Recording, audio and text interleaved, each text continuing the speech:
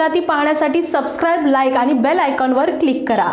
आपली जनता न्यूज मध्ये ब्रेक नंतर आपलं सर्वांचं स्वागत। पाहूयात महत्त्वाची बातमी।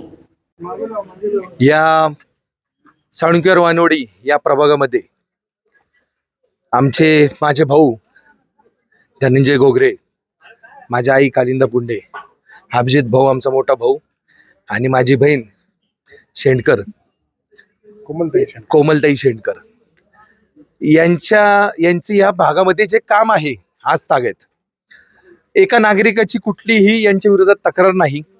त्याचप्रमाणे जेवढं बजेट आणले त्याच्यापेक्षा जास्त काम या भागामध्ये केलेलं आहे। इवन आपण जर ओबीसी बद्दल बोललो तर खरा ओबीसी कोण? जो शोषित वंचित आहे तो खरा ओबीसी। आणि या प्रभागामधल्या सगळ्या ओबीसींनी मतदान करावं तर हे धनंजय भाऊ घोगरेंना करावं, कारण हे खरे ओबीसी आहेत ज्याच्याकडे कामं करून दाखवलेली आहेत। कुठलंही काम अपूर्ण नाही।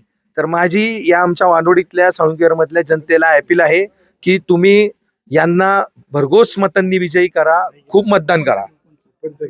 आणि याच्यामध्ये आमचे जे अभिजित भाऊ आहेत, आज तागत पिढ्यानपिढ्या यांनी या भागासाठी सेवा केलेली आहे। जेव्हा यांच्या घरात मंत्रीपद देखील होती तेव्हा देखील यांनी या भागासाठी सेवा केलेली आहे। माझी कोमलताई ही कायम, आज आपण बघत असाल कोमलताईचं कायम सातत्याने काम चालू आहे।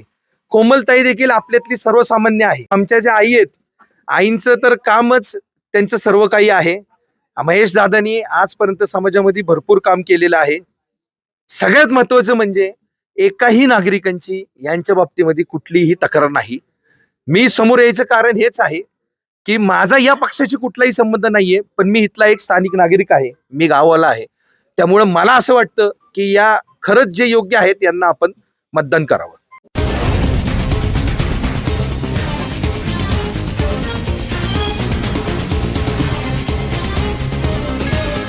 जनता न्यूज, नवा शोध, नवी बातमी।